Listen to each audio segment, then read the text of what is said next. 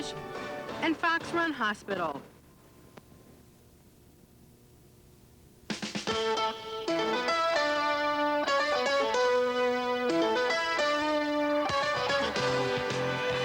Martins Ferry Athletic Director Larry Duck may have had the best statement I've heard in a long time.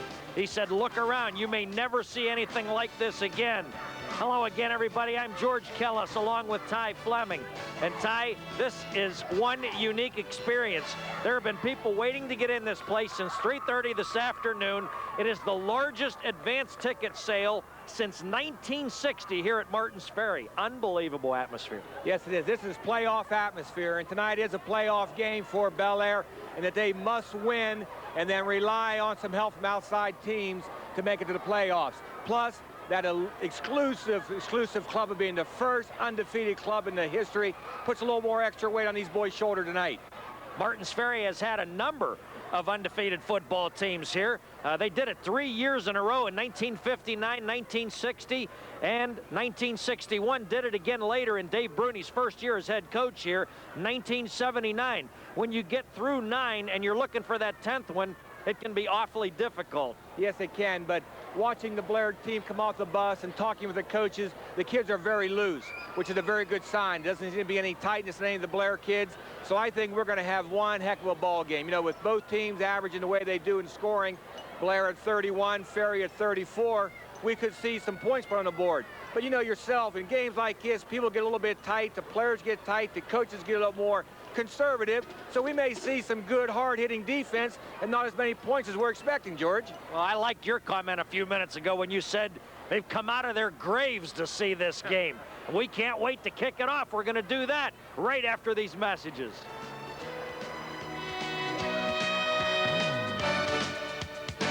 And we are ready to go, ladies and gentlemen. The Bel Air Big Reds and the Martins Ferry Purple Riders. There's Dave Bruni, the Martins Ferry head coach in his 16th year. Martins Ferry has won the coin toss. And the Riders will receive to our left, wearing the purple uniforms, white helmets. Bel Air to our right, wearing the red helmets, white jerseys, black pants.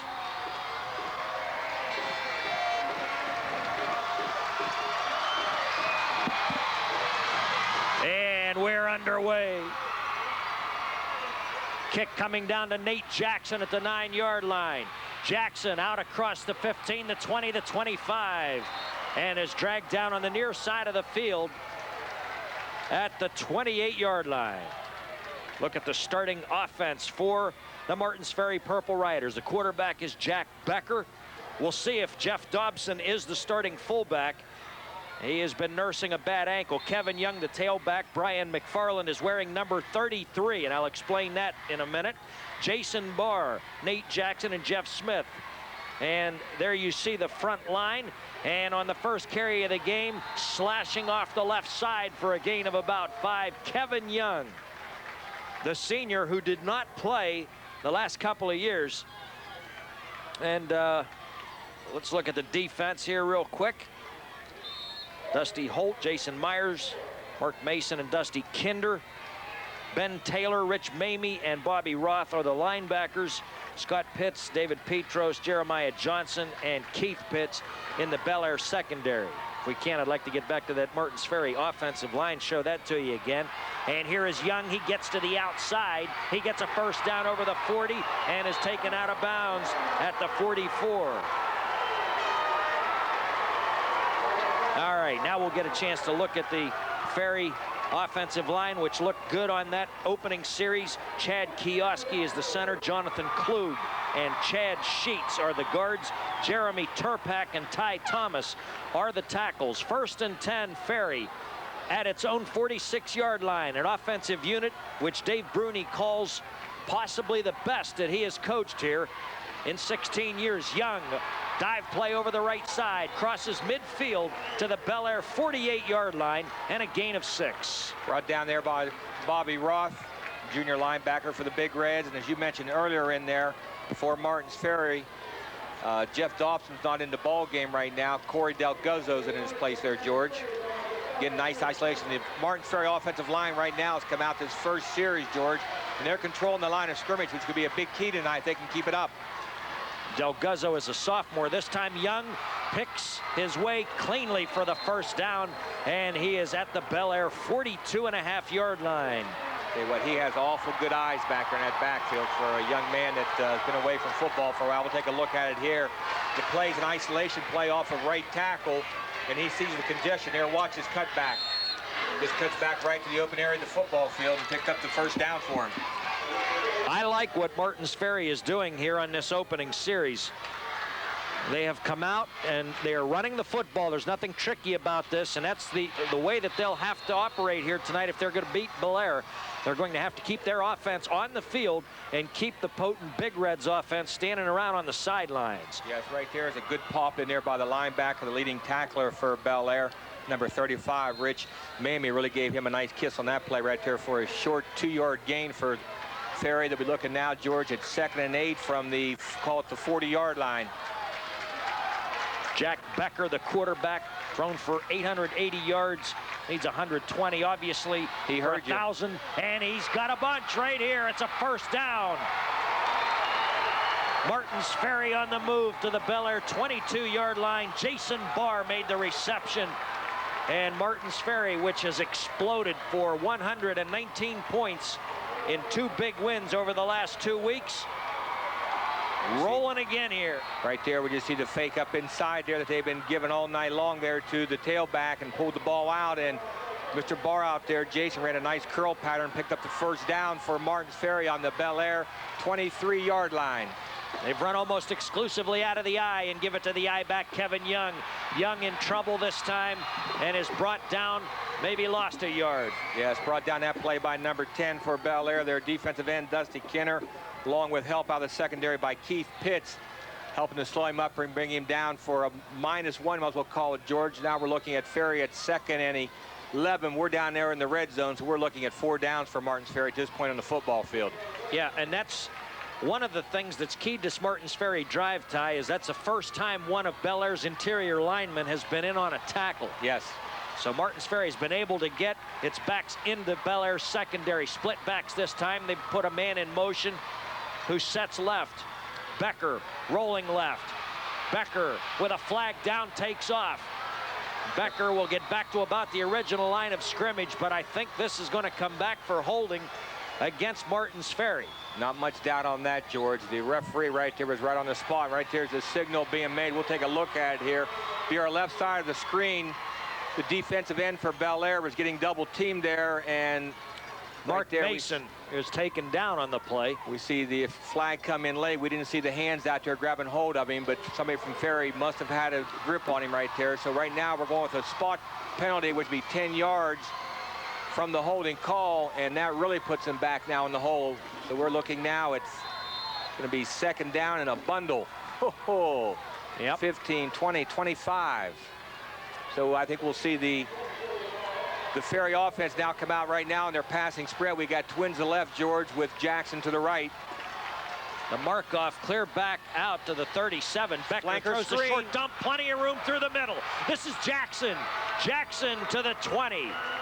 And they come right back, throwing over the middle to Nathan Jackson, the speedy wide receiver. And he picks up a substantial gainer to the 20-yard line. Got a big chunk of that lost yardage back. And here's another look at it. Jackson, a junior, is some kind of a burner. Yes, he is. We were really impressed with him the last couple years, being a youngster out there playing. Now he's a veteran, and he got great hands and great speed for the explosive Ferry. Looking now at 3rd and 7. The fake. And Becker rolls to his right. He will throw. It is caught on the near side of the field for a first down. And McFarland made the reception. I got a comment on that, number 33. Normally he wears number 45, but his dad was an all-Ohio fullback on the great 1963 Martins Ferry Purple Riders, and he is wearing number 33 in his final game in honor of Dad. Right here we see just the last part of the boot action. He had 2 receivers out there to pick from, and he went with the right receiver as Mac was down there on the 3-yard line. 1st and goal. This is a touchdown. Kevin Young puts it in. Kevin Young. And the Martins Ferry fans celebrate a 6-0 lead as Ferry has possessed the ball for nearly 5 minutes of this first quarter and strikes first. Yes, right here we're going to see if we can take a quick look at it on the replay. We're kind of blocked here by our angle, but it's a power off the left-hand side in there with two backs leading up here in there for him. He just had enough to break the plane of the goal line. Like Lucas now, the sidewinder. Ryan Lucas boots it through, and Martins Ferry has a 7-0 lead with 7:21 to go on the Roberts Pontiac GMC truck scoreboard. Let's take a break. We'll be back, and Bel Air will have its first offensive possession right after. To compete in today's world, you always look for an advantage. Performance from employees can only be expected. Well, George, now we get to see what Bel Air can answer on that initial scoring threat there by Martins Ferry, scoring drive, excuse me. We'll see if the Blair Power offense now with the exciting quarterback. I tell you what, this guy is just so exciting to watch out there in the football field. And they can answer right now, because it is really important for their psyche to get back in the ball game right now with the score. Even though it's only 7-0, mentally they got to score. Well, this is nothing new for Bel Air. Oh. They have been behind so many times this year. It seems like that's all they've been doing. But they are 9-0, and we'll see what they can do here as the Riders kick it off. And the ball comes down the middle. It'll be brought back, and a big hit. Martins Ferry fired up here. Bobby Roth returned the kick for Bel Air there, George, to the 24-yard line. And let's take a Sheets. I love this guy. Oh, boy, you're not kidding. This kid loves football. Watch his kiss. Ooh! And who else was in there with him? That's all they needed, really. Okay. Sheets is one nasty customer. And we saw a picture of him earlier this year with some of the horseshoes torn off his helmet. He'll tear your shoes off. To give this time to Scotty Pitts. And Pitts gets good yardage on first down as we look at the Bel Air starting offensive unit. Jose Davis is that thrilling quarterback that coach alluded to. Bobby Roth and Scott Pitts are the setbacks. Bobby Timberlake, the flanker. David Petros, the wide receiver. The tight end is Dusty Kinder. Up front, Jason Dowling, Jason Myers, Josh Weber, Greg Vasey, and Dusty Holt. Good group of athletes there, George. Bel Air on second and a short 5 with split setbacks. Jose is back. Jose throws. Intercepted. It's tipped and intercepted by Martins Ferry. Coming out of there with it is McFarland. Little Mac. Good coverage out there on, looked like number 9, popped the ball loose. Nathan Jackson on the curl pattern right here. We'll see Jose dropping back. Looking at his receiver. Right there, he arrived at the same time, and Little Mac followed the ball. Good old tip drill, George. And this is one of the problems that Bel Air has had this year, is that Jose throws such a bullet that his balls are tough to hang on to at times. And that time, the perfectly timed defensive hit by Nathan Jackson. Now it's Ferry coming right back with Kevin Young, a gain of 4. Yes, I think we'll see Coach Bruni come back out and do the same thing he did on the initial drive, George, and that is just to reestablish that power of his. He likes that smash mouth football. Even though they do have the exciting backs and quarterback can throw this year, Coach Bruni loves good power football. If he can control that line of scrimmage all night long, that's what he's going to do. He'll use that to set up his throwing game. Second down 6. Martins Ferry just outside the Bel Air 40-yard line. They lead 7-0. Again, they'll operate out of the eye and bring McFarland in motion to the near side. Becker faking to the tailback, now running out of traffic. He's got some room down to the 35. So Becker, where he appeared to have no room, made something good happen there for Martins Ferry, and they'll have a third down about a yard. Yes. Jack Becker, we'll take a look at him right here, dropping back and coming through there clean. Looked like Mark Mason, wasn't that, George, coming through there for Bel Air? And Jack just pulls it down and heads right upfield. Got to realize, you know, he is a hard-nosed kid, as he's a defensive end out there on defense, so he don't mind the contact. Not at all. Again out of the eye.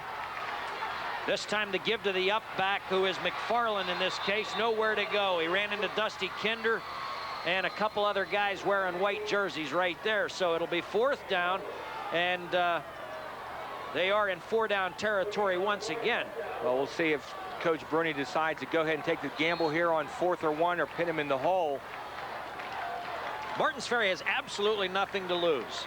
Their playoff fate has already been determined. The pressure is all on Bel Air, which must win this game and get some outside help in order to qualify. Here's the first real big play of the night, George. McFarland the up back, Young the tailback, and they fake, pitch, first down, Young to the 32. Whew. Young is dangerous because it seems like he's one slip tackle away from going the distance every time. He got some nice hips back here. I tell you, he's constantly giving him a leg and trying to dip it away. It's been all Ferry thus far. Bel Air has run only 2 offensive plays. Martins Ferry has a good solid drive for a touchdown and possession of the football right here under 4 minutes remaining first quarter. 7-0 Riders.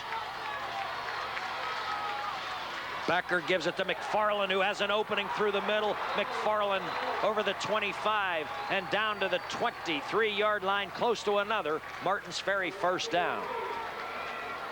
They'll mark him just shy. We'll take a look at it here, just giving the ball to the fullback on that quick dive in there. The Blair defense was kind of moving toward the outside, thinking the isolation play's been coming in there all night long to the tailback to Young.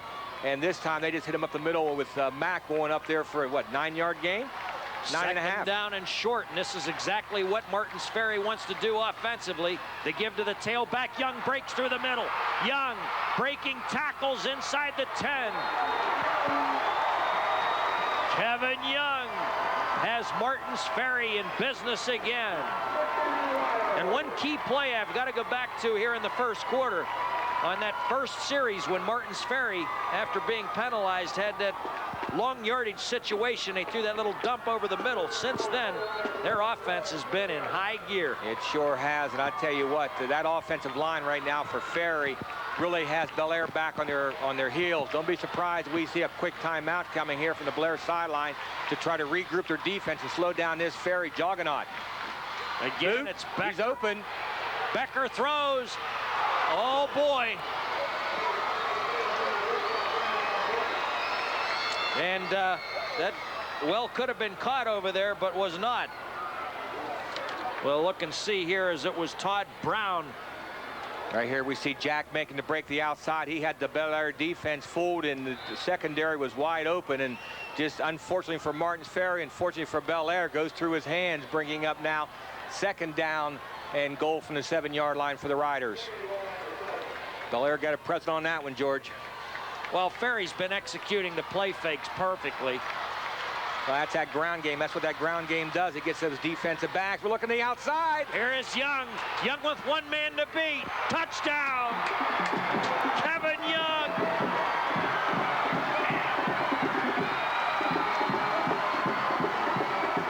And the fans on the far side of the field are in shock. Take a look at this, folks. See if he comes right at your couch. The pitch nicely by Becker. Now it's just a speed race. In cleanly. Tell you what, that's an unusual pitch there, George Way. He's doing that after that dive fake and having Becker make a spin move to get that ball outside to him. High pitch. Becker now running for his out life. Of trouble. Reverses his field. Has a man open. It's 2. And the lineman stayed behind the line. Count it. Corey Delgazzo. And Martins Ferry can do no wrong. As what was a high snap in the attempt at the extra point, they wind up getting 2. And the Ferry Purple Riders are fired up, leading 15-0. Take a good look here at Jack Becker on this play. He does an excellent job. He knows the snap is high. He comes up. He has the athletic ability to get away right there. Looks like Scott Pitts had him tracked down. And he sees Delgazzo, Corey standing there all by himself waving for it. And in, good yard inbounds. Take a look here. Here's one here. Oh, my God. Mike, that kind of resembles you, George. That, ladies and gentlemen, is at least 2 bricks shy of a load. Maybe a wheelbarrow full. Well, I tell you what, George, I know that Bel Air's had a history this year of coming back in the second half against some ball clubs, but I don't hope that their team thinks they're going to do that tonight. They need to get themselves on track immediately in this first half against a good Martins Ferry ball club. And they would be in a situation here to find out exactly how much poise they have, because quite frankly, in the early goings of this ball game, we have seen Martins Ferry show awfully good team speed, which has bothered Bel Air's defense significantly. Yes. And it's going to be up to Bel Air now to see what they can do offensively. You start to panic sometimes when you're in the situation they're in right here. Bobby Roth on the return again. On the return, and gets to about the same spot where they started the last time. Purple Rider defensive unit coming up on your screen now. Chad Sheets, and I don't need to say anything more about him. Ty Thomas, Jeff Dobson, and Jeff Simpson are the guys listed to start up front. McFarland, Gary Nixon, Del Guzzo, and Dustin Nabak are the linebackers, and the defensive backs, Jason Barr, Nathan Jackson, and Ryan Lucas. And a flag is down as Bel Air gives it off to Pitts. Pitts only gets a couple of yards, and we'll see what the mark-off is going to be. By the looks illegal motion. And Bel Air can't do anything right. Ferry can't do anything wrong. 15-0, 2:16 to go in the first quarter. And I might point out that co-captain Mike Rose of Martins Ferry is out with a broken hand. He is certainly one of their spirited leaders on defense. And it will be up to Dustin Namack at the outside linebacker position to come in there and fill that role tonight. Yeah, that's a serious loss when you come into the Bel Air game like that, to lose one of your co-captains, Rose. But this is the depth of this Martins Ferry ball club, where they have other people who can step right in and not skip a beat. They work out of the I formation, and this time it is Roth. Back to the original line of scrimmage. He gets the 5 back. It'll be a second down, a little short of the 10 yards required. Take a look at it here. We'll just see the fullback, Bobby Roth, trying to get the quick hitter up inside there, just getting his feet dancing, looking for a little sliver to pick up through there. Is that downfield blocking for him there? Look like big number 78, Jason Myers, or number 77, Dusty Holt. Second down for Bel Air on their own 25, George. Out of the eye, Jose gives it to Pitts. Pitts, no, it was a fake, and a pass attempt had me faked out that time, and they were going downfield a little bit, and it is incomplete. Take a look at it here. One person that did not fake out was Jason Barr. He's right on this receiver here, George. Jerry Amarante making his first appearance that I can think of. Yes. In a situation like this. Jerry, according to Coach John Magistro, with excellent hands, of course, the junior basketball star, out for football for the first time. That's kind of a surprise to me. 3rd down and 9. Jose lofts it deep. Incomplete, intended for Mark Mason, and good coverage defensively by the Martins Ferry secondary. Nate Jackson was down there, and they actually had a double team on Mason with Ryan Lucas and Jackson. Tell you what, he laid the ball up there nicely, and he ran right underneath it, but a good play there by Ryan Lucas to take the ball away from him. That's that free safety back here, just playing the football and kept his eyes on it. Ben Taylor will punt, and once again, Martins Ferry should have excellent field position. Ball comes down at the 42-yard line. It's being pursued over here by Barr. Barr reverses his field. He's got some room now, and Jason Barr out over the 40 to the 41-yard line. The elusive Purple Riders lead 15-0 with 1:03 showing in the first quarter. Nice play there by Jason, picking that ball up, because the Bel Air coverage team was slow getting downfield. Looked like that it could have been a dangerous play picking it up, but he ended up making some yardage on that play and picking up 5 yards, setting up the Purple Riders on their own 41 now with 1 minute to go in the first quarter, George. Clearly, the Bel Air defense is behind the 8 ball right here. Ferry with great field position again, and Kevin Young with room through the middle over the 50 to 47. Beautiful trap blocking up there, and again, it was by that big number 67 that you've been talking about all night long, Chad Sheets. We saw him 2 years ago up here, George, as a sophomore, just playing an outstanding ball game. Take a look right here, folks. Look at that trap there on number 10 for Bel Air. Dusty Kinder and Mr. Young in there just cut right up inside for a nice gain of 11 yards, picking up first down, looking at 30 seconds to go in the quarter, George, on the Bel Air 47. Becker gives it off, and McFarland confidently plows ahead for about 4 or 5 yards on the play. As time runs under 20 seconds here in the first quarter, it's been all Ferry. They lead 15-0. I'll tell you what, you know, this team's lost 2 ball games, and it's a doggone shame they are not in a position to go to a playoff in Division IV, as I would like to see some Division IV teams try to stop this outfit right now the way they're playing. We got a long way to go, however. At the end of one, it is Martins Ferry 15 and Bel Air nothing on the Roberts Pontiac GM. Originally, Dave Bloomquist was supposed to be here tonight, and we had to shuffle some things around, so you're stuck with Ty Fleming and me, George Kellis. But there's a sign for those Purple Rider fans thought Dave was coming. Super Dave. Maybe that's for Dave Bruni, I don't know, but there's 2 Super Daves. I think that's for Dave Bruni. Okay. Steve Kish coming in here now. Of course, he got a big smile on his face, don't he? He's been involved with both school systems over the years. Yes, he has. He was the principal down at Bel Air for a number of years. Now he's the head man and superintendent up here at Martins Ferry, and he got his purple shirt on, so he got a nice grin now. And 15-0. The Martins Ferry Purple Riders at the Bel Air 42 as we get set to go here in the second period. Bel Air, keep in mind, has never had a perfect regular season, unbeaten, untied. It's almost as if there has been some kind of a jinx, if you believe in those sorts of things. Kevin Young runs ahead, won't get the first down, but will be close. We'll see where they mark his forward progress. Nice job in there by the linebackers for Bel Air. Bobby Roth and Dusty Kinder from his defensive end to throw him back along with Rich Mamie. But again, George, as we mentioned in the opening drive, that Martins Ferry offensive line right now is just controlling the football game, and that is the difference in the ball game. 3rd down and 2. Big call here for Coach Bruni on the 39-yard line. Bel Air has run only 5 offensive plays. Ferry has had the ball practically the entire half. Young drives forward.